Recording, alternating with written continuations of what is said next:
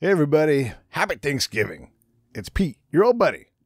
Happens to run the Break It Down show. You know, that's your podcast. 5 days a week, fresh shows all the time. Podcast side, getting fresh shows all the time. Yeah, so been a great week, been a great year, and I just wanted to check in with all of you and say thank you all so much. We continue to have our biggest months, month after month, and the show is growing like crazy. Thank you so much. If you're interested in supporting the show directly, let me know. Pete at breakitdownshow.com. There's some things you can always do. I'm going to get some shirts out here in time for Christmas, so hopefully we'll be able to do that. And just in general, just wanted to check in and thank everybody. It's a fascinating journey. It's wonderful. And I hope you all appreciate the hard work that goes into bringing out 20 plus shows in a month. It's ridiculous. Anyhow, our guest today, again, wow, holy cow, I cannot believe we're having this conversation, is James Lindsay. If you don't know about James Lindsay, he is one of the guys who wrote those academic papers that sort of mocked the soft sciences and their approach to how things work. They literally did things like translate Mein Kampf and put it up as a feminist application in an academic paper. This means it went through peer review and got through. Mein Kampf published as a feminist paper getting through. And then a bunch of other things. They published, I don't know, over a dozen papers that go through this process. And what they wanted to do was in part like mock it and go, look, you guys are just putting up things that aren't provable, aren't repeatable, aren't reliable. And he also has written a book called Cynical Theories with the co-author. And what they're talking about is looking at the critical race theory, wokeness, identity politics, and talking about how these things don't stand up to rigor. We have rigor for a reason. And it's important that we have these conversations so that we can all get better at getting along than getting separated. And that's what I think. And I hope you all will understand that. I'm passionate about this topic, you guys, because I've seen what happens when we get tribal, when we get disparate. You know, like the Iraq War. Yeah, there's some sectarian violence, but really it's political violence. It's us versus them violence. It had very little to do with which version of Islam was going on. It was all about social divides. And then you see the further fabrics and how they get torn. You go out to some of the districts that I worked in and you see family versus family, inter and intra tribal violence, and the violence just goes and they separate and the possibility for us to go down this road. I do not want that to happen. So I want to make sure we have these tough conversations. This guy makes people mad as hell because he puts hard attacks on problems that need to be attacked, need to be there, questionable. So I think you guys will dig this show. It is challenging. Also, by the way, I don't normally apologize for this, but I was on the road and the wireless was just terrible in a couple different spots. So, but it is pretty cleaned up. So if you hear that, I apologize. We do our best around here to get the sound sounding as good as we can, but there's always outside influences. Go figure. And I don't want to talk too long. By the way, huge hat tip and bow to our good friend Wilfred Reilly, who helped us put this show together. He does so many great things for the show. He's helped us grow a lot, and I really appreciate whatever he does. He is a professor at Kentucky State University, and he has been on the show any number of times, and he continues to bring us these controversial topics because we have to have these conversations. If we can't take these conversations, if we can't hear this, if we don't hear both sides, then we have real problems. And you know me, I'm going to be trying to find all kinds of sides for the same topic so we can all hear it and sort it out for ourselves. All right, anyhow, enough about that. Happy Thanksgiving. I hope you guys hear the excitement in my tone. I'm so excited about what's coming up soon on the show. There are so many fun things. I am in a creative zone, and the hard work is not even hard right now because I love it so much. Thank you all so much for your support. Here comes James Lindsay. Lions Rock Productions. This is Jay Moore. This is Greg Proops. This is Jordan Harbinger. This is Dexter from The Offspring. This is Nathan This is East. Sebastian Younger. This is Rick Marotta. This is Stuart Copeland. This is Mick Gillette. This is Andy Summers. Hi, this is Skunk Baxter. This is Gabby Reese. This is Rob Bell. Hey, this is John Leon Guerrero. Hey, and this is Pete A. Turner. This is James Lindsay, and you are watching the Break It Down Show. And now, the Break It Down Show with John Leon Guerrero and Pete A. Turner.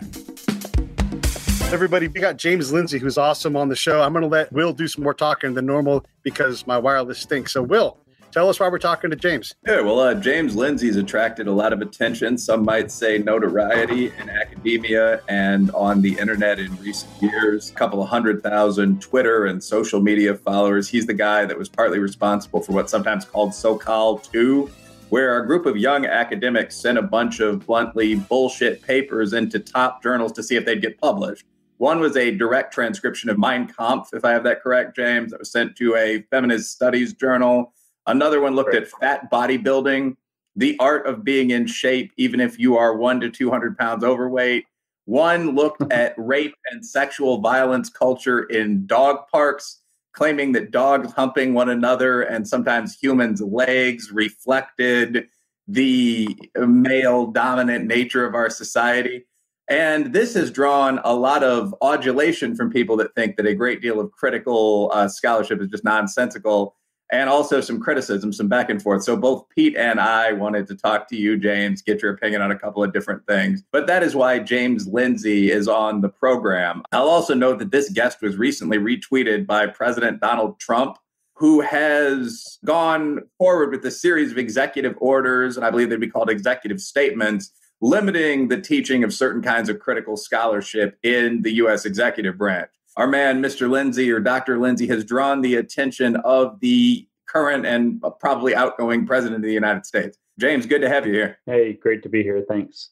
When you take on this peer review challenge you guys did with writing these fictitious papers, what is the long-term effect? I mean, you've talked a lot about like what you guys wrote and everything, but does this make a difference academically? I mean, it takes forever to people to write things. You guys kind of game the system and put these things in there that kind of mock the system in general. Is that going to make a difference? That's a hard question. At the time, I said that if it will make a difference, academia is a slow turning battleship. The wheels of the academic process grind slowly, and that's probably mostly a good thing for good reasons. I predicted at the time that if it's going to make any significant impact, we won't even see the beginnings of it for 2 years, which would be about now, and that it would be 10 years before anything significant within academia changed around it. Certainly, we have not seen a great deal of improvement, although we do see many more people who would be working in academia who are aware that something has gone off in certain sectors of both cultural studies, I guess, broadly construed, and even some of the social sciences. That's not just the replicability crisis or replication crisis that you see in psychology and sociology. So to the point of whether or not something will change, academic papers are starting to be written. There was one written recently that we've been aware of, I guess, a few months ago. Again, academia is a slow entity that argued, in fact, that while they were not, that the author is a neuroscientist and he was not particularly keen on what we did, but at the same time, he made the argument that the papers that we wrote that do not involve falsified data or fabricated data, which we would agree with that, of course, that those papers that did not use that should be reinstated. They should not have been retracted from their journals, and the journals should have to stand by the arguments that we made that they thought were worthy, which means something in academia has started to move, as I kind of predicted in the 2-year timeline. As for what happens next, it's hard to say. We've had quite the moral panic shaping the direction of academia this summer. And what the fallout from that will be, I don't know. Moral panics don't last forever, and it's not clear what will happen when a lot of people wake up to realize they instituted a lot of illegal policies and got themselves in a lot of hot water over their actions over the summer this year. So I don't know what the long-term effects are. My hope is that the long-term effects will be that we start to see more cross-disciplinary criticism instead of so much siloing that allows this sort of thing to happen, being taken seriously. We also see a realignment of the academic incentive structures, because right now, the reason that those papers were able to be accepted and the reason that the departments and journals and disciplines that accepted them exist at the degree that they do is because the incentives in the university don't exist to satisfy the knowledge production requirements of criticism of bad ideas while forwarding the best ideas we can in an effective way. And so until those incentives move, nothing else changes. So hopefully it will create incentives or qualifies for tenure or something that can get you even an endowed chair if you are able to deflate pretentious bullshit that's injuring the academic enterprise. And so I don't know over the next 5 to 8 years, 10 years, what impact it will have. But if we don't lose sense of the world in the current situation, I think that it will have been a groundbreaking or watershed moment where something became more clear that something has to be done to clean up what's happening in various parts of academia. Yeah, and just as a quick comment on that, I mean, I followed the so-called 2 situation. I'm a quantitative political scientist. I didn't have any ethical problem with it really whatsoever. My impression was that the goal was to sort of call out some of these siloed sub-disciplines that we see in academia, from a lot of non-quant sociology on over into things, fat studies, women's studies, so on. So the point was, we're going to present complete nonsense that any highly intelligent person, especially an academic, should be able to vet through and understand to be nonsense. I mean, dogs don't have human sexual relationships. And if these papers are accepted in bulk, and they were almost all accepted, right? I mean, 7 out of 20 by the time that we were called out by the Wall Street Journal. And we had actually kind of done 2 things. So the first 6, I don't want to say they don't count like to pad our resume, but they don't count in the sense that they weren't the same thing. So we actually did something different with the first 6, all of which were just utterly rejected. And so in some sense, half of them by the time we got called out had been accepted, which is pretty significant. And a sociologist, I forget where, did an analysis based on the peer-reviewed comments and estimated that even just out of all of the 20, probably somewhere between 11 and 12 would have been accepted. In the 12 end. out of 20 for a junior academic. I mean, that's quite respectable. 12 out of 20 with 6 of them being deliberately not even engaging with the literature. So that's why they don't, in some sense, count. Once we started engaging with the literature, we had an enormous success rate. So 12 out of 14 is really kind of what we would have been looking at. And engaging with the literature, of course, you mean citing the proper figures in left-wing scholarship in your papers that are taken from Hitler, that are referring to dog sex. I mean, that's, yeah. So, I mean, and I will say, I've read the OG, the original Sokal, who I noticed reviewed Cynical Theories. His paper is hilarious, The Hermeneutics of Quantum Gravity. The whole point, and if you're a wonk as I am, as you probably are, I mean, it's pretty high IQ, it's an intelligent paper, but the whole point is that the rules of everything have to be permeable and postmodern. So let's start looking at gravity and whether fire is hot and so on down the line. And this was, again, published in probably a top 20 journal. This, to some extent, is why I enjoy doing public intellectual work, like the Wall Street Journal or Commentary or something generally won't let you get away with that kind of crap because they actually have to sell the product to millions of people. But fair enough. I guess leading off with question and then going from this single incident, and as I suppose Pete, as usual, will take 2 questions. So the first one that I got a lot when I asked on Twitter, what are some things to ask you and to ask another gentleman named Chris Rufo? One of the basics from quote unquote normies on the site was just, is this an issue? Is wokeness, quote unquote, in niche higher education, women's studies and so on? I mean, we're a world power. We spar on an annual basis with the Chinese, the great Gulf Arab states. Is the idea that feminist theorists are misquoting Marcuse, why is this something we should worry about, James?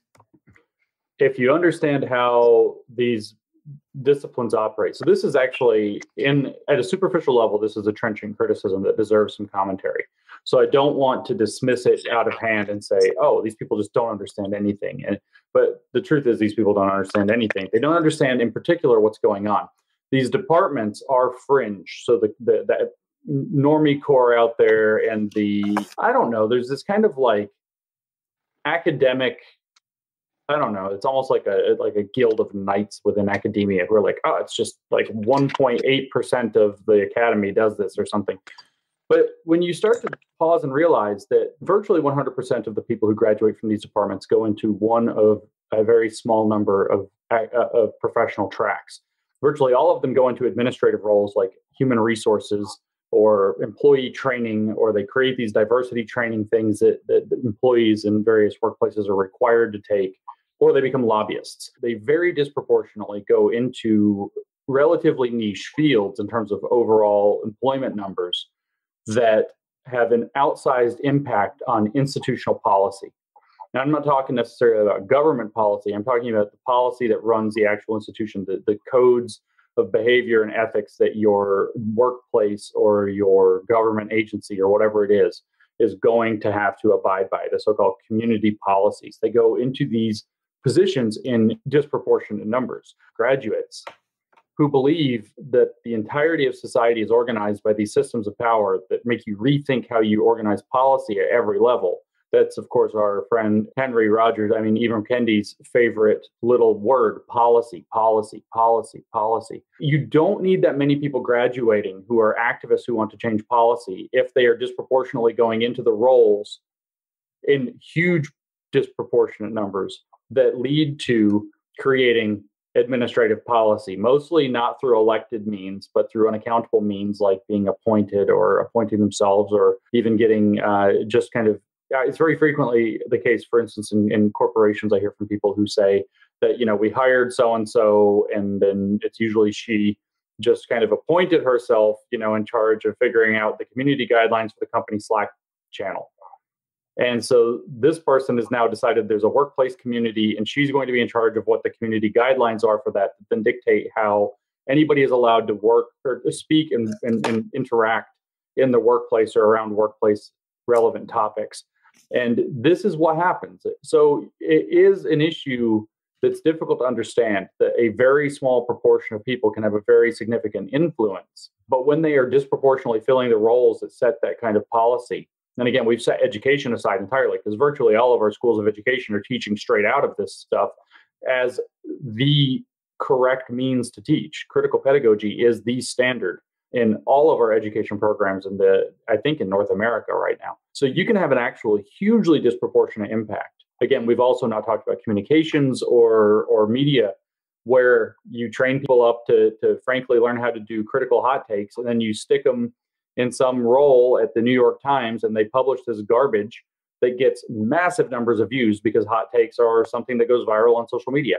And so the possibility for disproportionate influence is extremely high when you have people who are directly targeting policy and cultural production as activists with a very peculiar view of the world.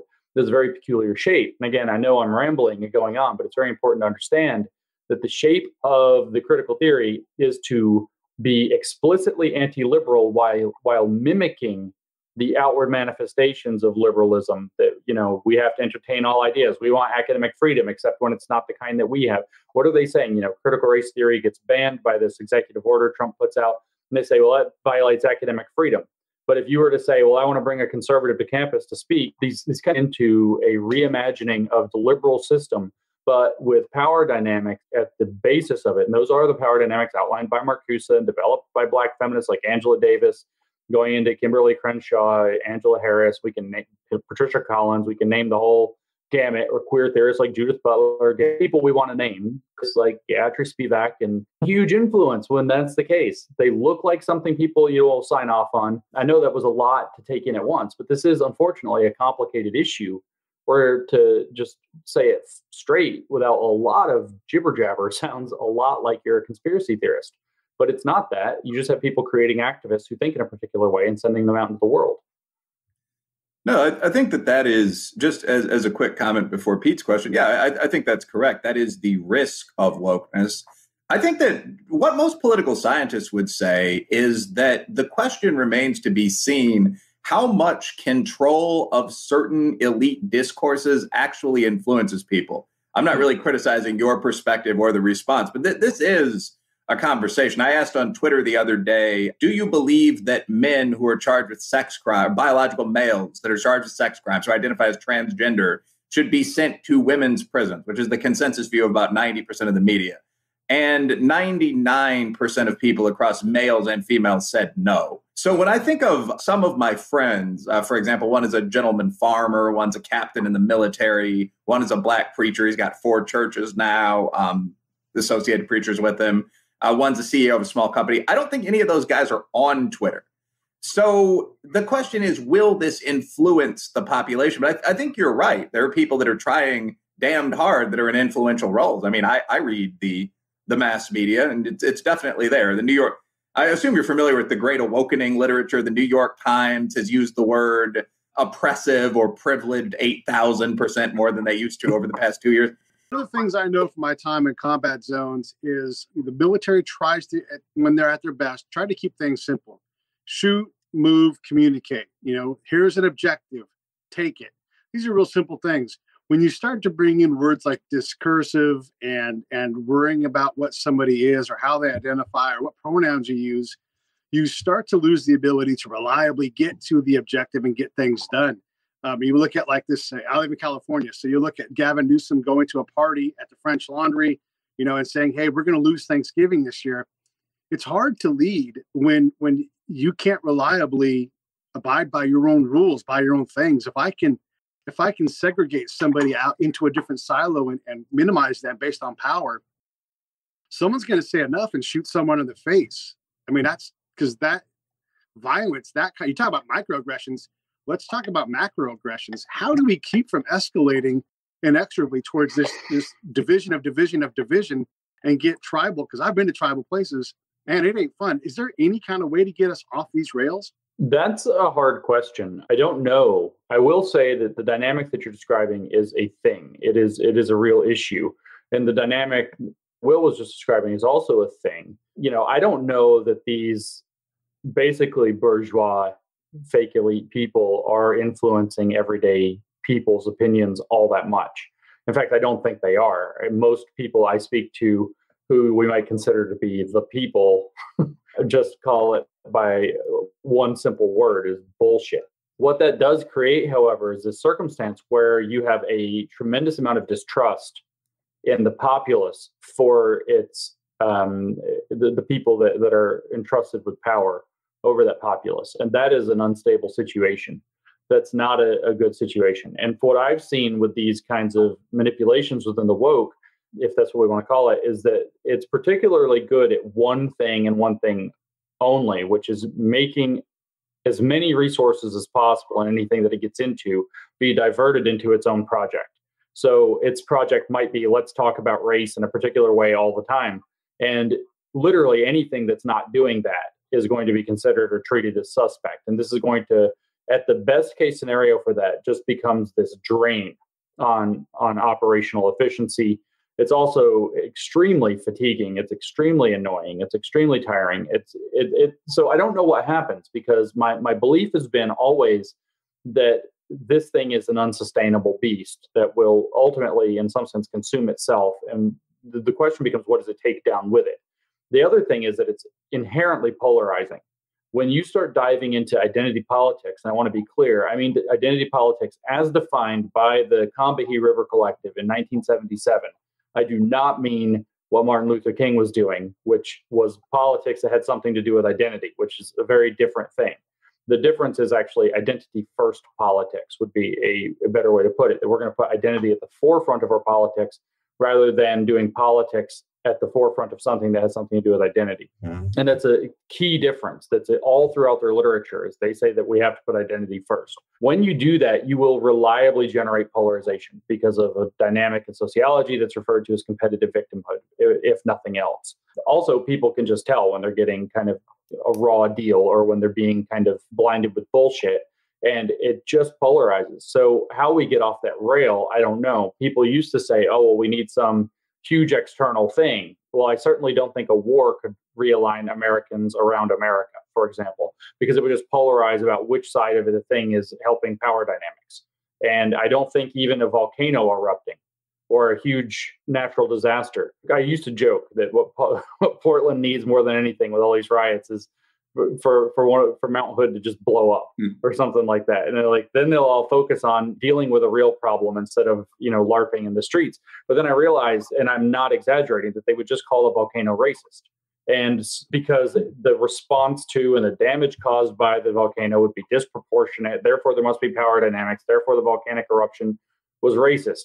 And it's like, oh my gosh. So a natural disaster, a war, these things are not likely to be able to realign us. I actually kind of suspected, but now I'm at the very forefront of the coming out of the election. But now I look at the situation and I'm like, nope, that one didn't work either. But I thought if there was kind of this apparently widespread belief, I guess Vox published a study saying, and Vox, I don't know how true it is, but a study saying that possibly as many as 66% of Americans doubt that our elections have integrity. Well, that's something that people in a democratic republic really should be able to rally around, But it still seems that we're just pointing fingers. And now it's racist to count these votes or not those votes. And it's all about Trump doing a coup, or maybe Biden stole the election. And so now it's like, I don't see that either. So I don't know what in the world it takes. I know that psychologically speaking, superordinate identities working together to achieve shared goals, these sorts of things tend to work. But I think we actually have a deeper level problem that has to be broken first, which is essentially that we almost have to start agreeing that people who are going to put the wrong things first, like making everything about identity on the forefront, are a major driver, whether that's people putting white identity first, which everybody kind of thinks is gross, whether it's putting male identity, whether it's putting female identity, whether it's putting Black identity, whether it's putting, any identity, trans identity, whatever you want first, that those people are driving a problem that is centrifugal in nature, and that itself kind of has to be looked at as, wait a minute, this is an issue. And there is some glimmer, some ray of light shining through after the election that we just had, that people are much more attuned and awake to that situation than before. I'm seeing an unprecedented number of people in what I would describe as the center left now saying, look, I think we needed Trump out. I think we needed to get rid of Orange Man. I think we needed to get the country back on track. We needed to get back to normalcy, and enough of this woke crap too, which is the most hopeful thing that I've seen coming out of the election so far. Now, of course, the election's still technically not settled. And so who knows where that goes next, and how crazy, like Trump could do crazy stuff that drive everybody crazy. He could do totally legitimate stuff that makes everybody go crazier because nobody forgives anybody for being right when they don't like it.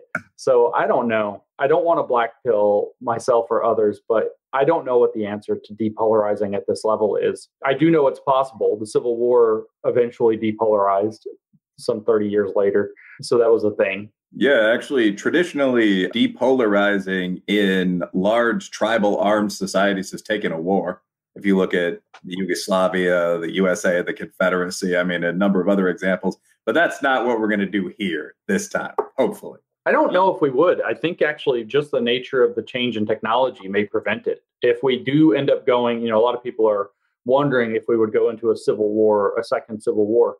I genuinely do not think it would look like any war that any of us would imagine what a war looks like. I think it'll mostly be shit posting online, to be honest with you, and cyber attacks and screwing with people in that sense, maybe doxing them, occasional like outbursts of violence like we've seen all summer and into the fall throughout our cities from various groups that skirmish in the streets. But it'd also be very guerrilla in orientation, because we've entered into a different period in history. I think that the war wonks call it a fourth gen war or something like that. Yeah, I mean, a primarily cyber-focused conflict. I mean, I'd say that's probably accurate. I mean, just looking at this and putting aside the political science of just analyzing the young men I know, I mean, the percentage of people on either the SJW or kind of alt-light side that have that traditional training with firearms and a knife and that are actually going to go live in the field for weeks at a time and dig ditches with entrenching tools and fight each other. I mean, that's a very small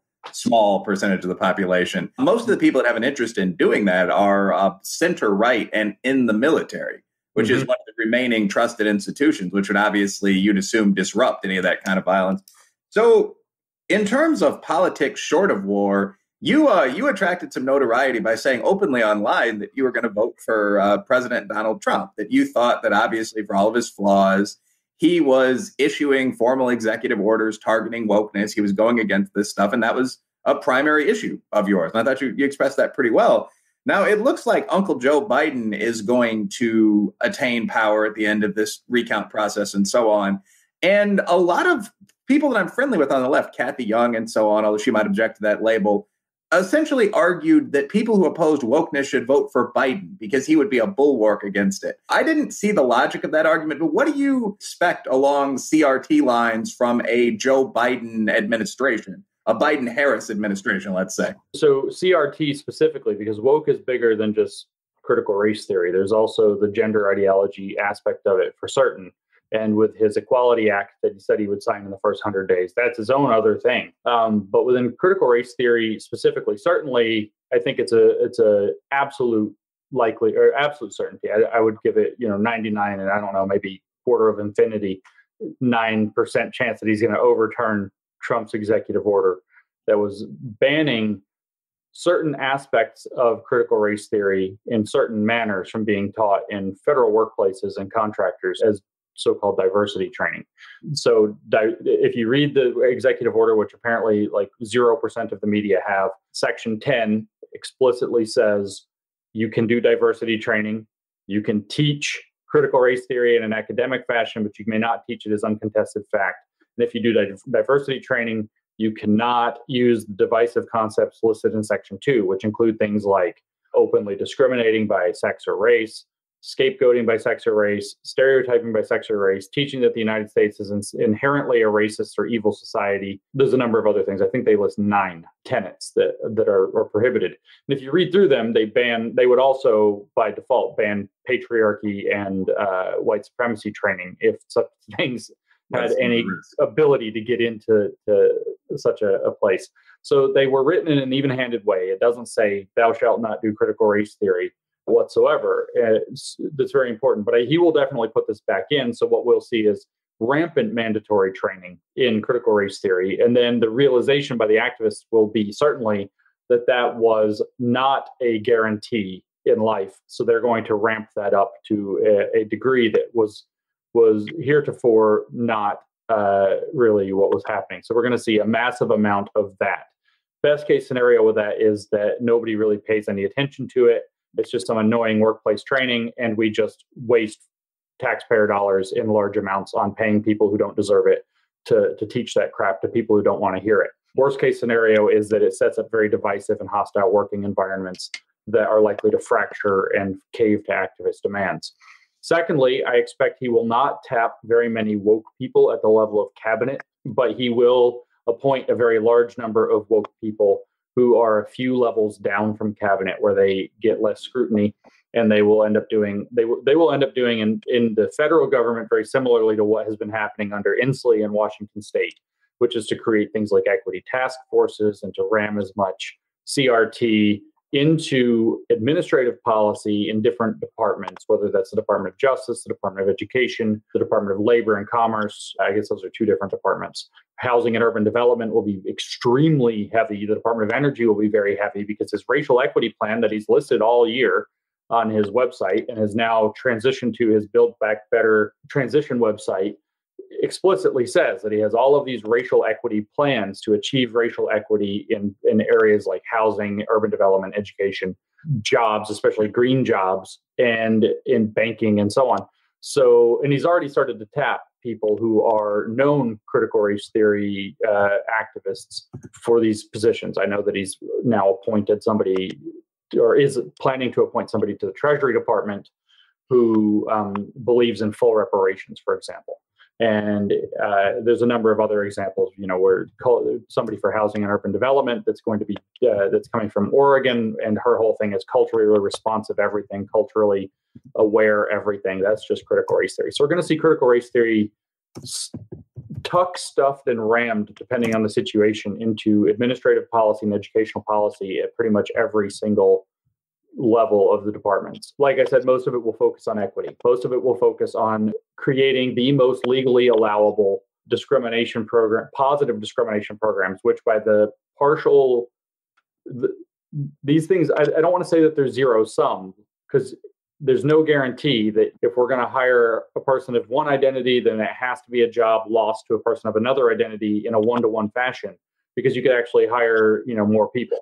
But you will definitely see positive discrimination toward the groups that they deem are protected classes. You will definitely see, therefore, given that an incentive comes into play to start scrambling around that, you'll start to see that identity politicking become more and more relevant because the incentives are going to be put into place. So at the policy level, I don't think you're going to have, you're going to hear him yammer about systemic racism a lot and ending systemic racism a lot, but I don't think you're going to have him come out and just write an executive order that's just directly some critical race theory demand from Black Lives Matter. It's not out of the realm of possibility, to be honest with you. Mostly it will happen, I think, at the administrative level to install equity programs and equity agendas, which will in practice be largely racial quota hiring and money distribution programs at virtually every level. I'm also very worried about what after this summer and, Kamala Harris literally saying donate to the funds that are bailing people out of jail in these riots. I'm really worried about what biases will creep into their Justice Department as well, because the unrest of the summer can be, if we wanted to really draw back and say, well, what's one thing that could have been different that would have made a huge difference in the amount of unrest over the summer, which is a euphemism for riots and arson and just violence. If the district attorneys of these various municipalities had just done their job and charged the people who got brought in for obvious crimes, then it would have dampened the effects of this unrest a lot. So if we have a Justice Department that goes squishy on this stuff, we could have the same kinds of problems that plagued us this summer as kind of standard operating procedure, mostly in our cities, for as much as the next 4 years. Kind of asked a doom and gloom question before, but I'm wondering, when you have an idea that can't stand up to rigor, which I think your guys' work in the academic publication sphere opposed of, we had Abigail Schreier on talking about, young girls transitioning to boys, and just like right now, you're being attacked in the YouTube thread right now. Like people can't stand to even have a rigorous conversation, which means that the idea, which means the idea is, hasn't been tested. If it's the best idea, it should be able to withstand rigor. Right. It starts to fall apart when you're like, wait, you're going to identify me for me and give me a platform and force me to be racist before I even get to look at my actions or, I've never taken a DNA test. I don't know what my ethnic makeup is, and what the hell would that matter anyhow? So we have all these flawed pieces to this. And then we have the Leviathan that is the United States government. And you can poke it with spears and all that it just kind of dumbs its way along and just goes in the direction that it's generally going. The president, is becoming more of a king, but are we worried about a bunch of nothing that's going to fall in on itself? Because look, when push and shove come together, I'll take hard dudes that do hard things over people that have never, likely been hungry, can't hold a conversation that's intelligent. I mean, is this as big of a problem as it seems right now, or will this go away? And also we have for the most part, a pretty good legal system that would deal with things like, when you openly say, hey, we did something because of the color of your skin, which they'll gladly say to you, you're like, hey, by the way, we're going to court to settle this. Will this sort itself out over time? So I think, and I've written this repeatedly, and it's also, I'm comfortable, usually not comfortable speaking for other people, but my co-author, Helen Pluckrose on Cynical Theories, also shares this view. We've spoken about it many times. She's written about it many times. It's in Cynical Theories. I think she actually holds it even more strongly than I do. But I do think, again, that this is going to collapse under its own weight. And the question isn't whether that is going to happen or not. It's what it's going to do in the meantime and what it's going to take down with it when it goes. Those are the relevant questions. This has the capacity to make life very unpleasant and very uncomfortable, depending on what happens in the meantime. It has the capacity to undermine the authority and institutions that we depend upon. It has the capacity to create policy that's dramatically unfair and very injurious to people. And it has the capacity to induce even more backlash and an even stronger backlash to it, which is its own problem. Not to say there should be backlash.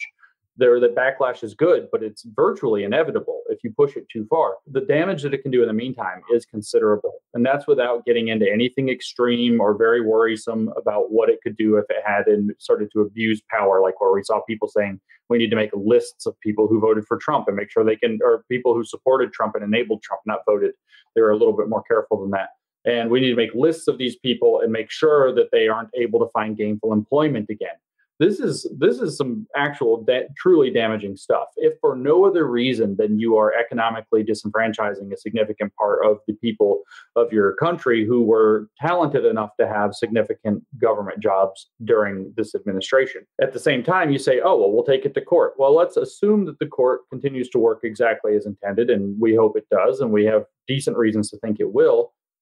It's just a waste of time and money. So we become less and less and less competitive as a nation by dumping our resources into these damaging projects, these frivolous pursuits. Like, for example, they even I saw it, I put it on Twitter a day or two ago, and I apologize, I don't have the details. I get a river of information, and people say it's like drinking out of a fire hose. No, it's like drinking Niagara Falls, what comes my way. And so I saw this thing where they themselves, people who are into the diversity programs, they're teaching the diversity training said, it's really weird. Our diversity trainings are not having the results we thought they would. In other words, what everybody's been saying all along is they don't work.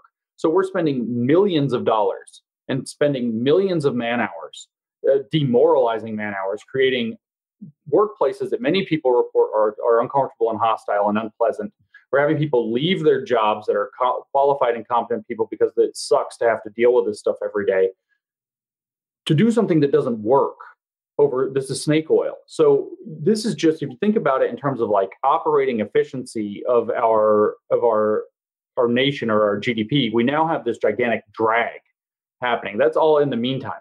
And then there's the problem, like, I don't know what it would take at this point, given some of the things that the ACLU has stood up and defended in the past year for woke stuff, what it would take for a significant portion of the country to ever put any faith in the ACLU again. How does it recover its reputation? I'm not saying it's impossible. It's certainly possible.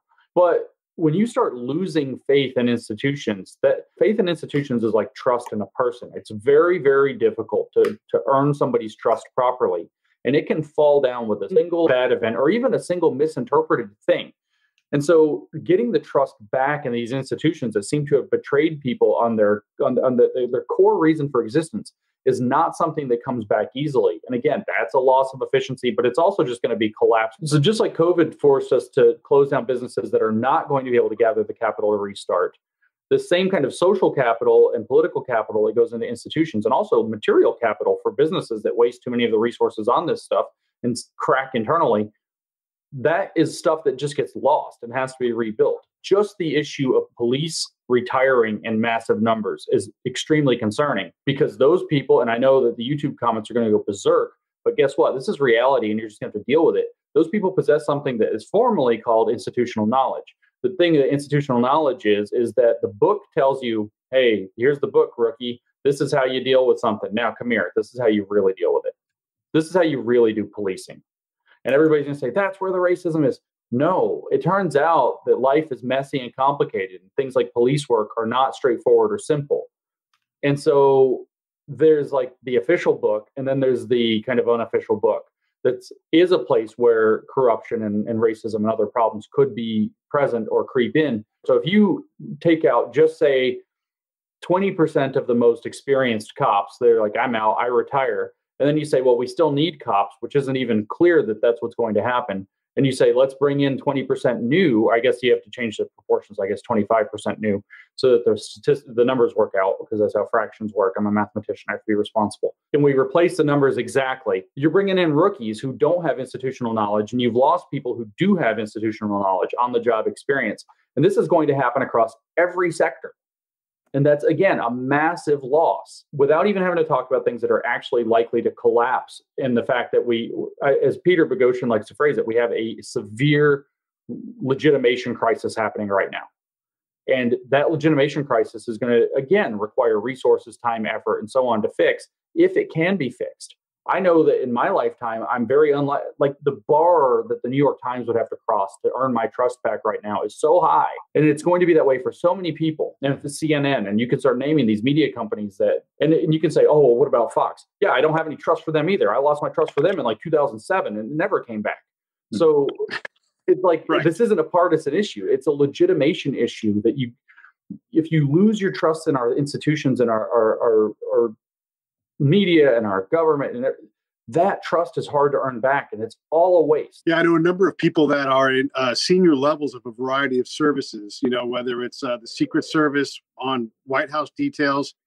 And these senior folks are desperate to get out and get away from it because, they see what's coming. And I mean, imagine being a DC Park, and I know DC Park police people and how challenging their job is. They go out and they defend your right to free speech and to peaceably assemble.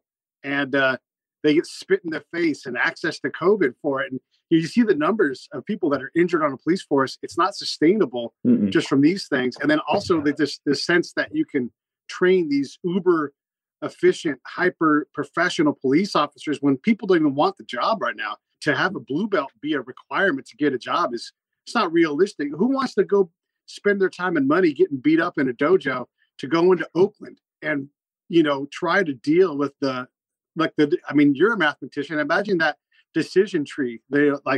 the Euler map for being a cop in Oakland. Oh, and by the way, you don't get paid that much. You have to be a blue belt. You have to have a cop. It's just not, that is also, like to your point with the resources, that's not sustainable.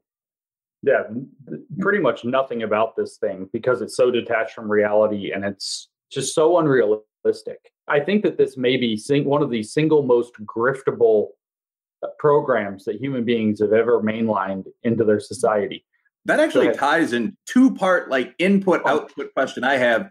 First of all, what do you think is the relationship between wokeness and, frankly, relaxed collegiate admission standards? I mean, legacy programs on the one hand, institutional affirmative action on the other, massive. There are quite a few of these programs, by the way. I don't think most people outside higher education are fully familiar with this. The range of athletic scholarships, in-state preferences, minority preferences, the integration of more women, perhaps into STEM, legacy programs, if you've ever given more than $2,000 to the campus. But at any rate, focus on legacies and affirmative action. What's the impact between letting in a third of the students on a campus with reduced standards and this sort of thing? I mean, are most of the people in, for example, a post-colonial studies major, people that were admitted under kind of these relaxed metrics that are going to go through sort of an alternate college experience and then come out as an activist rather than an engineer? Have you looked into that? What's your thought on that question? I haven't looked at the statistics, so I can't say a lot about what proportions of students and who they are and where they're coming from. I can say that from my own personal experience and teaching myself to be research level in this stuff in 4 months, that it's not particularly hard. So it's not, I think Brett Weinstein phrased it that these departments are not by and large being filled by people who can do engineering. Because I'd say that's probably correct. I mean, if you're looking at kind of an input-output logic model, I haven't researched this either, but I think one of the questions a lot of people in academia would have is we've done 4 or 5 major relaxations of the standards, perhaps most notably affirmative action. You've got kids coming in, and many of these people are not necessarily going to become astrophysicists. In fact, there's an entire book, Mismatch, which frankly argues that many of the people admitted to the lower Ivies should instead go to a perfectly solid school like Central Michigan and actually get that degree. But you have people entering, failing out of perhaps traditional programs, and then finding refuge in this stuff. I think you just added another level to this, which is the idea that when you leave now with a degree in post-colonial studies, you might not be a barista. You might go into a company that consults with businesses on how to be more post-colonial. So you have this entire cycle of people that are not necessarily at any point judged by the normal standards of most fields. I mean, I guess the only real question there is, do you think that's what's going on? And if so, how do you stop it? How do you say, this actually is the question, how would the private sector respond to this on the output side in terms of people coming in and saying, well, I'm a consultant, I have this degree from Harvard. In light of the model we just broke down, what should business do? We don't hire those people. Sorry. Best of luck to you. Frankly, that's what it is. That we've looked into these avenues of diversity training, and we found that they're not productive. They tend to create liabilities and risks for our workplaces that are predictable. And as your own literature outlines, they tend not to actually produce the results that you're selling. So we're not interested. I'm sorry. And that closes down part of that money wheel, because a lot of people are like, you majored in gender studies, you're going to pour coffee. And that's not true. These are some of the most lucrative jobs. Look at what's happening in basically almost every job circuit right now, especially academia. You have COVID has put financial pressures on entities and organizations and institutions that have not been seen in a very long time. And yet somehow they're able to hire in universities. Every college in the universe seems to have hired a new diversity dean or a suite of them at something like 4 times the average faculty member's salary. It's like there's no money for, I mean, I don't know how many emails I've received this summer and this fall from people saying, our company is furloughing employees or laying off employees, or we have hiring freezes, or we have this, or we have that, except for the, X million dollars we dumped into diversity. So this is actually an extraordinarily lucrative industry right now.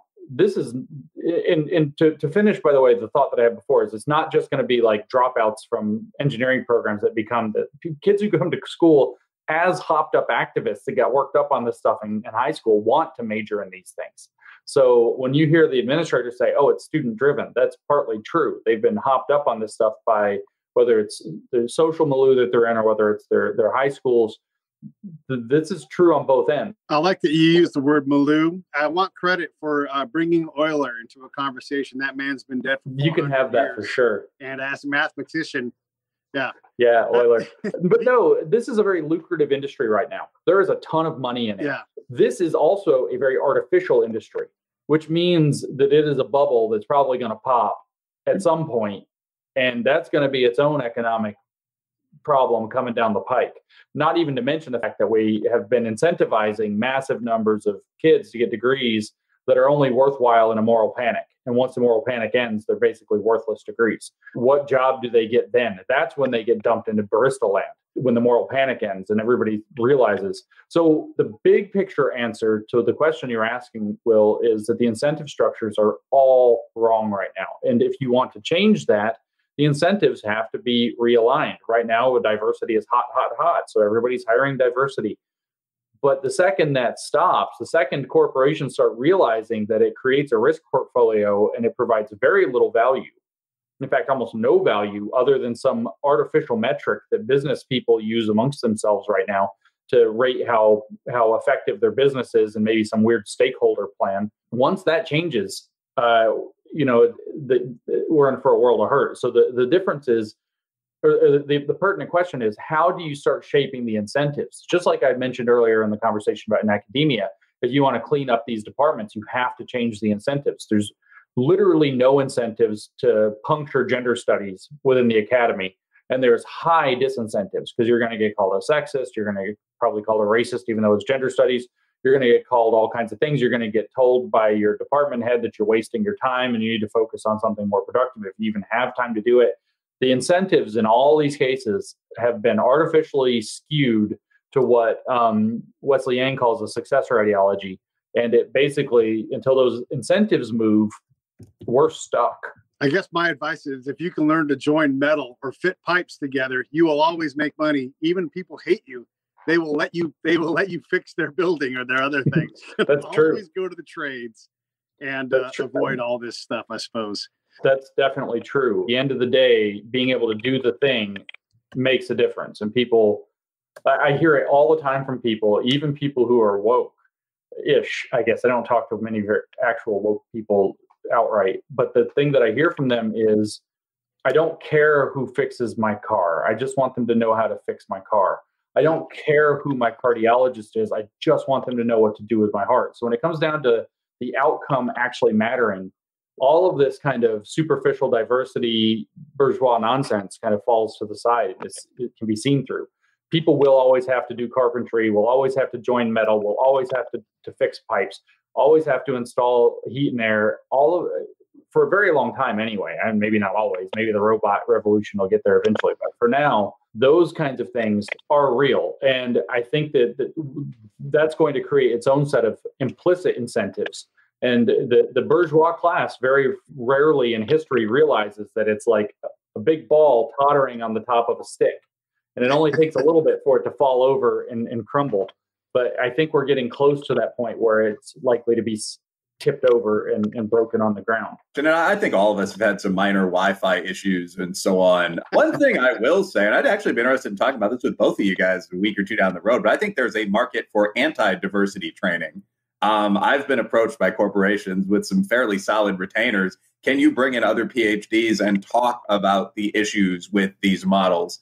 I think that might be something that really comes up, having made a fair amount of money in business, frankly, over the next couple of years.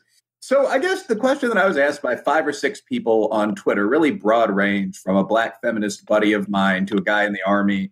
When you're talking with people that are espousing these crit theory ideas going beyond just race, but I mean, all of society is set up to oppress Black women or whatever. The real issue is the class struggle. How do you respond? I mean, my response, which I'm fairly well known for, is just sort of quoting empirical data. The total number of unarmed Black men killed last year by the police was 14. But people will very often respond to that with pure logos, like my uncle is not a number sort of thing. Mm-hmm. How would you recommend that if someone is going full critical in Twitter, Instagram comment, how would you respond to that? I find that in practice, it's extremely difficult. I don't feel, it's kind of like your experience, I don't feel like they're typically coming at this from a position that is deeply reasoned. And I feel, I'm not saying that to put anybody down, but I'm saying that because reason doesn't support the ideology. Reason and the evidence themselves are, in fact, heavily criticized by the ideology. So that's probably not where the people are coming from. My experience has been that arguing back or discussing or responding tends to be quite unproductive. But asking questions and allowing them to talk and kind of go on a bit about how it's supposed to work and why does it work that way, and is that the best way to analyze it? Could there be other ways to analyze it? Do you recognize that other people might see it differently? What do you think of those people? If you just kind of just continually ask these kinds of questions, you can either learn a lot about what they think and why they think it, or you can actually end up getting them to feel a little bit uncomfortable with the things that they were very strident about coming after you with. It turns out that things are a lot more complicated than the narratives portray. And asking questions that help people realize that there's more complexity there, or that there is definitely a biased standard. Or, for example, okay, you could say we accept that there is something to this argument that there are systemic differences between, identity groups. I don't know if that's true or not, but we can say that there's something to the argument. Fine. From that starting place, how much credence should we give it? Like, on a scale of 1 to 100%, like, how influential is that on any individual's life? And the second you can start making them pin themselves to numbers and think about it in that terms, in particular with the individual at the center, okay, so systemic racism is a thing. Fine, you say that. On a scale of 1 to 100, how much determination does that have on any individual's life? How do you explain somebody like Michael Jordan? How do you explain somebody like Barack Obama? How do you explain somebody like Oprah Winfrey? When you start naming some of these celebrities, well, there are exceptions to the rule. Well, does that imply that the individuals actually can escape? So we can now agree that it can't be a 100% determination on their lives. And if it's fewer than 100%, then you can start asking questions like, well, where is it? Is it 80? Well, why isn't it 90? And see if they can walk down to 70. Because at the end of the day, I think I could be content with some argument that ascribes some small percentage of influence. I had this conversation very specifically about gender hiring in physics with a physics professor at one point. And he said that they had this program adopted from the University of Michigan, and that it recognized, among other things, as an example that he gave me, that if you look on average in physics, that women have 1/2 the number of first authorships on papers, on academic published papers, as compared to men. Okay, that's a true statement about the world, I presume, that the proportion really is half. I don't have any reason to dispute that number. Okay. And I just said, well, what proportion of that is down to discrimination? And he said, I don't know. I said, is there anything other than discrimination that you can think of? And he named a few different things that I guess he said it could possibly be that, right? And then I said, okay, so, here's a couple more. Do you think they could be those? He's like, I guess, no, but kind of. And so we had this sort of discussion like this where he's finding other places. And I said, well, what does the policy say to do about this 2 to 1? And he said, well, it's simple, because half as many papers have first authorships by women. We double the number of first author papers. We create a score that doubles the number of first author papers a woman has. So if a man applies and he has 7 first authors, he gets a score of 7. And if a woman applies and she has 6 first authors, and we give her a score of 12. And I was like, but you just said that you don't know that it's all down to discrimination. And I would agree with you that this might be a reasonable policy if it is down to discrimination to adjust for things. And I think that's a fair conversation to have. But you just said you don't know that it's all down to discrimination. And then that's where I hit the brain worm. And he just yelled at me, like literally. And he said, what else could it be? Well, I mean, he just named 5 examples of things himself that it could be. Just offhand is, a multivariate quantitative guy. I mean, slightly less aggression about pursuing publications, more focus on classroom teaching, greater family responsibilities, far more non-traditional students among women. The one time I looked at this, I mean, there are literally dozens of possible explanations. I'm sure you thought of most of these yourself. And this is before even getting into the whole hereditarian culturalist debate is versus men, women, so on down the line. I mean, every serious academic paper, thinking back to recent, NAS or politics journals pieces, I mean, every serious paper I've submitted, at least the majority of them were anonymous. Right. So, I mean, Jay Reilly. I mean, I can't imagine that there's someone there looking through the first initials and trying to figure out who might be female. Is the last name Steinmetz? What are the grad students named? I mean, very often there seems to be no empirical defense for this at all. Sorry to burst in. I mean, you'd have to debunk the aggression explanation or trained aggression. You'd have to debunk greater family responsibilities. I think the big one would be non-traditional status. I don't give genetics that much of a role, but there's a significant debate among male females versus the different races where that effect would be much smaller. I mean, if it existed at all. So, I mean, but you'd have to get through all that and then say society is racist and evil. You can't open with society is racist and evil. Now prove me wrong. You need to hire me, although I have fewer publications. That seems almost a nonsensical reverse of what the case probably is. I mean, unless I'm making does physics have a non-blinded submission process or something? No, not that I'm aware of. And the point you're making is correct. Yeah, it is. And most importantly, the point that you're making that they start with the conclusion and reverse the hierarchy or reverse the standard of proof is correct. If we can track back to the fake papers that my colleagues and I wrote, we can track back to virtually everything I've read in their literature. They start with their conclusion that the society, and I can quote them and say, yes, this is exactly what, say, Critical Race Theory, an introduction, which is, I think, a fairly authoritative book on critical race theory, seeing as it's a standard textbook in the field. This is what they say, is they say that, and in fact, if you don't like that one, we can switch to like 10 others. They all say racism is the ordinary state of affairs in society. Something being not racist would be the aberration from that ordinary state of affairs. So they start with that assumption and then basically twist the epicycles until they can figure out where the racism is hidden or the sexism in the case as it may be. This is not a form of rigorous analysis. And while I was unable to persuade this physicist himself, because I hit the brainworm, and that's what happens when you hit it, which is, it's not a nice way to put it, but it's a visceral way. The true way is to say that I used to hit it with religious people a lot. Because I had these religious people who were pretty liberal in their faith, and I could have very kind of penetrating conversations about religion from a non-believer's perspective. And then I would hit a certain spot that was too sacred, and they would it was hitting the brainworm. They flip out, and all of a sudden it's like, we can't be friends anymore because you asked the question. They hit too close to home, and that happens. And that means that there's an article of faith that's tied up with one's sense of oneself as a moral individual that's ultimately at the bottom of what's going on. And so when you ask, how do you interrupt that? How do you have that conversation?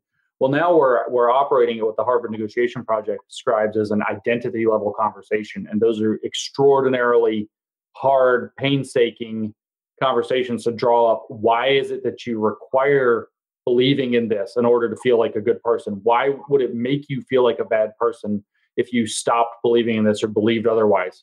And those conversations are very difficult. They're probably going to be one-on-one kind of conversations. They're certainly not going to resolve in public conversations. They're only going to happen in private where people can sit back and think. And for your average person out there, though, the best thing you can possibly do to respond to stuff like that is try to find a way to get them to laugh at themselves gently. I still think that we should praise the civil rights heroes of the 1960s for all of the work that they did in ending institutional racism in the United States. But if you want to ask me what really ended racism as a kind of a bigger cultural phenomenon in the U.S., Richard Pryor, Chris Rock, all of these guys, these comedians, did way more. And I actually, frankly, think that comedy done well is critical theory done right. But this is an unpopular opinion that's its own unpacking to do. So I think that getting somebody to laugh at themselves gently for holding absurd views is ultimately an agenda that we should be having. But good Lord, I mean, when you're up against somebody's sense of being a good person, it's almost impossible. Yeah, just as a very quick final note, I mean, I would say that is accurate. I mean, the great taboo of critical theory is in general the suggestion that disparities aren't due to discrimination. I mean, so not only hereditarian models of performance, but also culturalist ones, where people make the very obvious point that American whites or middle-class blacks certainly study less than Asian Americans. And that's why this group is so remarkably successful. If the native-born groups, African Americans, working-class whites, don't studied as much as Asian Americans, you'd see dramatic increases in performance. This is absolutely undisputed by any teacher or coach I've ever met. But even this produces this anger and sort of this nonsense, like, well, why don't Americans study more? At least for the black guys, is it racism? And there's no real proof that there's a substantial amount of racism in the modern academy, certainly, or that racism has increased since the 50s when Americans did in general study more, so on. It's just the default. If you are claiming that this gap is not due to discrimination, you must be claiming it's due to something deep, permanent. You must be a bigot. Even in the case of culturalism, where that makes no sense whatsoever, where you're literally just saying, pick up the book. That is the default. And Ibram Kendi has spelled this out. Yeah, Forrest Kendi has thrown this out so many times. Oh, my gosh. And it's just, it really, again, when I said, I think a lot of this relates to, frankly, lowered college admissions to some extent. I mean, if you take people who are potentially very successful, high potential individuals, very often looking at affirmative action or even legacy programs, but put them in environments where they're 180 points behind the average curve, which is a lower end estimate, they are going to underperform, one, and since they've succeeded throughout much of their life, wonder why they're underperforming, two. The book Mismatch is good on this. And this stuff seems to me to provide a pre-made explanation because they're bigots, because they're racist. So Kendi's idea is you can attribute any gap either to one, just straight up racism, just says racism, or two, to deep set problems with the group that's currently failing. And this is just a definition of some kind of genetic weakness. The reality is, in fact, there are very many cultural and situational variables that predict about 95% of this. I mean, the average black man is years younger than the average white man. African Americans are more likely to live in the South. But anyway, I don't need to start reciting Thomas Sowell books. There's no evidence for this really at all, in my opinion. I just wanted to see if you had seen some, perhaps, something like that. No, I've seen none. I've seen absolutely none. But what you said about Ibram Kendi is so exactly right. Where he sets you up into these kind of false dichotomies where, either you accept that it's racism or you must be saying something is wrong with black people. That's like one of his favorite go-to lines. And it's so frustrating as anybody who's got any responsible view of anything to say, no, there are other options here, Dr. Kendi. I have not seen anything specifically that suggests that, frankly, I don't think systemic racism even exists, to be honest with you. I think it's a made up concept to say those discrepancies and outcomes that we don't know how to explain can be attributed to this thing that we call systemic racism. In other words, where equity is not, systemic racism must be. So I see if that was the question you asked me. Now, if you're asking actually if I've seen anything to suggest that letting people into college who've never had any business going to college, and I'm not talking about anybody by race, because I used to teach a lot of people who definitely didn't have any business being in college that were the same race I was, or am, I guess. I don't think it changed. I didn't want to assume your race. No, I don't assume didn't my want to race assume either. what race you identified with. Yeah, I'm hiding from the sun like a vampire, so let's go with race vampire. But no, the thing is, differently alive community has rights, damn it. That's right. Differently alive. No, but the thing is, there have been a few major errors that I think the university systems have made. One is letting a lot more students in than should have been. And another is focusing relentlessly. And I hear this from college professors all the time in the department meetings, relentless focus on student retention. It's part of why I was not keen to stay in academia in 2010 when I left, but 2007, 8, and 9, the last 3 years I was teaching, it was just relentless that, let's make sure that nobody gets too low of a grade in their service level math class. And it's like, these kids can't add fractions. It's like, it doesn't matter. We got to keep them in school and keep them happy. And that's a thing. When you add in the dynamic that you have people who've always done well, and you need to just write a book, Will. You're on this. This may be my next book, actually. I'm probably gonna talk with John McWhorter, who I know, and just make sure we're not treading on each other's toes. But I'm interested in the exact parallels between a lot of modern movements, with woke as the most prominent of them, and the religions they replaced. I mean, in terms of the idea of martyrs, holy places, prophets, taboos, things you just can't say. I believe it was Intelligence, but one of the major journals just announced they wouldn't publish any research that indicates genes might have any role in shaping group level intelligence. And I mean, it seems like you're not just talking about blacks and whites, you're talking about isolated regional populations and so on. I tend to be very, very culturalist on IQ, looking at charter schools and so on. That still struck me as ridiculous that my opponents couldn't publish. Right. So the idea of utter tabooing, this is the tapui on this part of the mountain, you can't go here. Even the idea of utopia down the road, the promised land, or what would original sin be? I suppose maybe whiteness or enjoying this society. Yeah, Redemption would be fighting that in yourself, fighting privilege and appropriation. But I mean, I think that would be the next book. And I would definitely throw in some of this, like why people come to the faith. I think we do have a lot of rice bowl Christians who need an explanation for things like academic struggles. This is the one. Have you read my stuff about that, by the way? I'm sorry? I've got a couple of essays about wokeness, particularly as a religion. I don't know if you've read them. I've not read them, no. They're long. Together, the two of them are just short of 50,000 words. So they're almost a book themselves. So I've given a lot of thought to that issue. There's something there. I mean, I can tell you where the parallels are. I think I know where their God is. I think that's important, actually, that their God is the eye at the end of history that judges whether or not you are on the right side of history or not. I'd certainly love to read, the essays from a colleague. Check them out. I mean, I think that they're more focused on a devil than a God. I mean, to me, the original sin of wokeness is sort of social participation with blinkered eyes or something like that. If the idea of racism, in Dr. Kendi's terms, is any system that produces unequal outcomes, the ultimate woke reality, the revelation, is that everything is racist and sexist. It's hard to think of a single system, from the tax code to the NBA draft in June, that doesn't produce results that differ dramatically by race, sex, age, so on, LGBT versus straight, if you're looking at marriage rates. So all of society is flawed. If you're looking in religious terms, this is Midgard, this is purgatory, this is the world away from the light, underworld serpent. And you need to redeem yourself by unpacking each of these systems and changing it. And there are these prophets there to help you do this. Now, again, I personally think that without at all disrespecting your work, I think it's solid stuff, but I think maybe about 5% of upper class kids are aware of this stuff. This is the one check I would put on the new faith. I mean, its demographics more resemble Scientology than, the African Methodist Episcopal Church. When I play basketball or golf with my black buddies in a large southern capital city, if I were to say the word cisgender, at least 3 people would stop and say, what are you talking about? Pass the ball. I mean, it's not something that necessarily a lot of people are aware of outside of that online media discursive bubble. But that media online discursive bubble, I don't mock, because it determines what most other people are going to be seeing in a year or 2 or 3, the way top tier fashion design does. So. Right. Yeah. I fully agree with that for sure.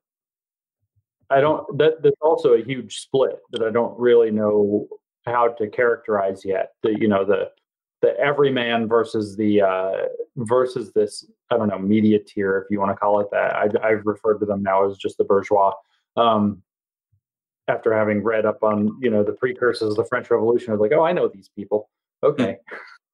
I've been trying to get their attention for years. I forget them. So, this is a thing. And it's, again, like I said earlier in the conversation, the risk for me, when I said that I was going to vote for Trump, for example, my argument was that Biden's irrelevant. And in fact, if, somebody texted me earlier and said that everybody in Ohio is scared now because Lord Biden's coming. And I thought that was pretty funny. But then I actually have been referring to him as Biden the irrelevant, because it's not him, but his administrative state under him. It's what that class of people is able to do to influence people who set policy that becomes the problem. And I'm less, we'll see what happens with the House and Senate, but I'm less worried about legislative policy, which is scary enough, but I'm much more worried about this administrative level policy that just kind of quietly screws your life up. So you would never have to know what cisgender is at all to know that if you don't put your pronouns on something, that you're going to have a hard time getting a job. That, I think, is the thing, though. I think we all agree on the influence of this among the urban lower upper class. And since that's where many people, including all 3 of us on occasion, although with annoyance, find themselves, yes, that it's absolutely relevant. I think that the question, if you're applying for a job, thinking again to the same group of guys I hoop and golf with, the latest guy to be out of work apply for a job, he was a fireman. Now he's a lead at a steel plant, essentially. I don't think anyone in that entire process for the awarding of that $90,000 job would ever ask him what his pronouns were. There's a great scene about this in the movie Office Space where the Peter character says, like, does anyone ever come up to you and say, guess I got a case of the Mondays? And the guy who's like a construction worker is like, man, you get your ass kicked on the job site. You said some damn fool thing like that. And he goes back to drinking beer and like talking on the phone with his wife. I think that I don't know how deep this could penetrate into a lot of American society. I mean, Tom Sowell pointed out very famously in The Vision of the Anointed, for example, that we keep seeing these crusading groups at the top, the hippies, and then, the replacement, the young Reagan, Dinesh D'Souza type young Turks, the yuppies. And then this goes on and on and on. It's very cyclical in the dating scene in big cities. But I don't know how deep that penetrates. It penetrates into society when you start seeing some of the things that, for example, 1619 is trying to do, like change the school books that are used nationally. I do think that's when it becomes a little more relevant. But that's when they're going to encounter something they don't even know exists, which is the other power bases in the country. That total unit among every regional Catholic church that you see if you ever do real charitable work. Like, they will wake up much more powerful dragons if they start taking this stuff into the provincial capitals like Louisville. I do think that's 100% true. But again, why waste all that time and money? Yeah. I would love to grab a bag of money, and because I've got a couple peer review papers under my belt, not as good as you guys, but getting there. And I would love to go to a place like the Congo or Malaysia and do some research and see if I can prove Kendi right in another laboratory. And I'm just going to guess that whatever he says is not going to work in a place that is, complex like the Congo.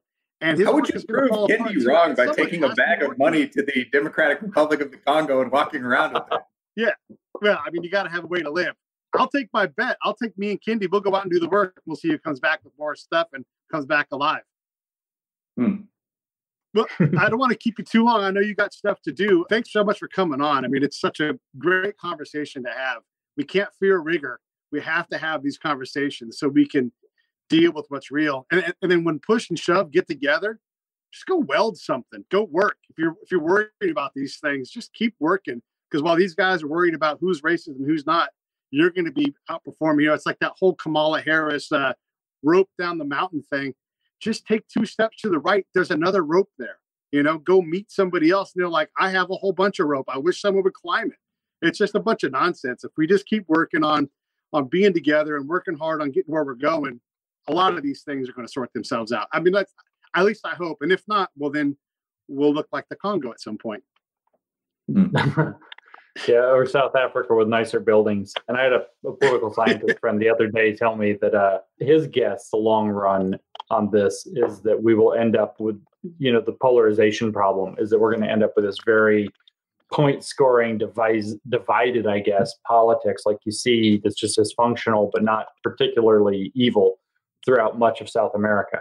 He says that we're, in his opinion, on an unstoppable ride in that direction, unless something can massively reset our party structure and the polarization around it. And I don't know, maybe he's right. Well, South Africa is a political scientist. South Africa is what happens when you respond lazily to certain pressures, like demographic differences. They have Blanco y Mestizo y Mulatto populations in South Africa.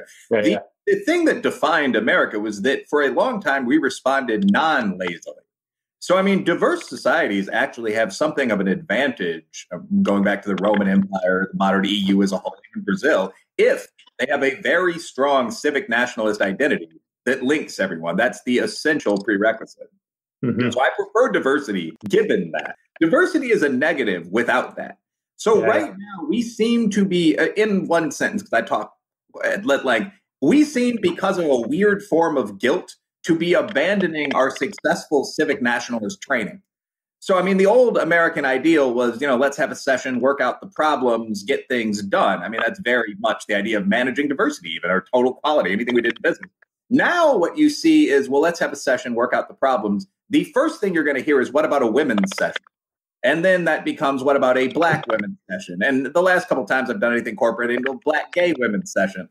And at this point, you're really just generating 90 different proposals that are going to produce more of a fight. So will we return to our old sense of identity? We easily could. I mean, you saw something like, 40% of Hispanics voted for Trump. I mean, these aren't racial divides in the USA. But let's hope someone comes along that is able to unify people, that's able to say we need to stick together and not sound like a racist. And then there's hope. We've got Lord Biden, though. So hopefully we'll see how that goes. Yeah, I mean, I'm personally betting in the markets that there'll be a President Harris within 2 years. I mean, no disrespect to Uncle Joe, but I mean, the man's 78. So I actually think that's when you might see more woke stuff. What's the betting market on that? What's the over and under on the Harris presidency takeover? What's the number? There must be one. I mean, the majority of the betting odds are on the side of Harris taking over within 2 to 3 years. Like, most people don't think Joe's going to make it 4 years. I'd have to look at Bodog or something, the exact odds, but I mean, there's a good chance of a President Harris. And then I do think you get into some deeper questions, like does the president gets to pick their VP nom, right?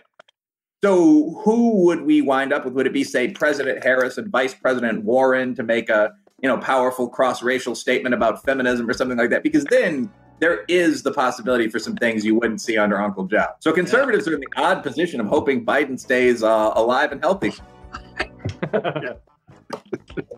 All right, man, I'm going to let you go. Thank you so much for coming on. Come back. Let's do this again. And Will, thanks for setting this up. You did all the heavy lifting. I mostly just have bad Wi-Fi, so I appreciate you guys today. Yeah, for sure. Hit me up. I'm happy to do it. This is a good conversation.